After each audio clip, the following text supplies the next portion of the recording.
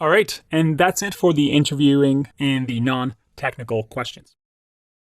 I know it's not the most exciting section. It's a lot of me just talking, but I hope you see a pattern here. Once you learn this, it becomes easy because you can use this technique over and over and over throughout your career at whatever interviews you want. That's the beauty of non-technical questions.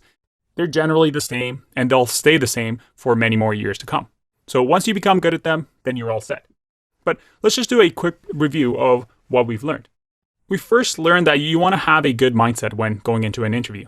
You want to be confident, you want to be relaxed. You also want to realize you're using the interviewer's time. So don't make this a boring meeting for them. Bring the energy and have a two-way conversation with them. They don't want to be sitting with a scared, worried, timid interviewer with low energy that is quiet. Have conversation, be human, don't be a robot, and interact with the interviewer. In psychology, there's something called primacy effect. And that is, we remember the first and last impressions best.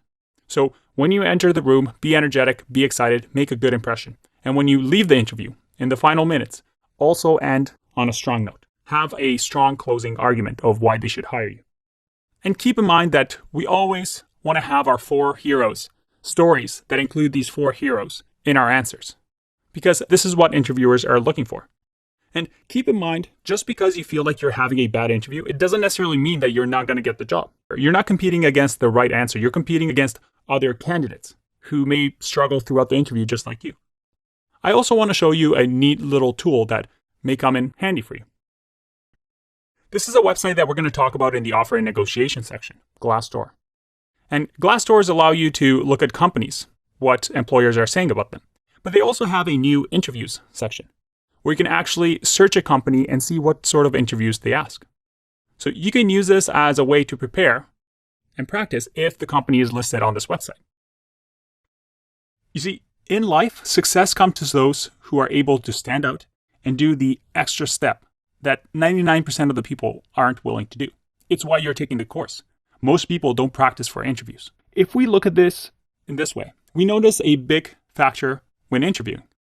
On top of working on coding questions, data structures, and algorithms that we cover in this course, you should also work on parts that don't often get attention from people. These are the non-technical questions, where people want to find out whether you can speak to people on your team. You can communicate with clients and customers and coworkers. Whether you're able to focus on prioritizing tasks and not getting stuck solving a problem. Whether you need hand-holding or you're able to be independent and solve problems on your own. Because at the end, interview process asks one big question. If I hire you, will you make my life easier? That's it. If you're able to make somebody's life easier and offer a big value, then you're going to be hired.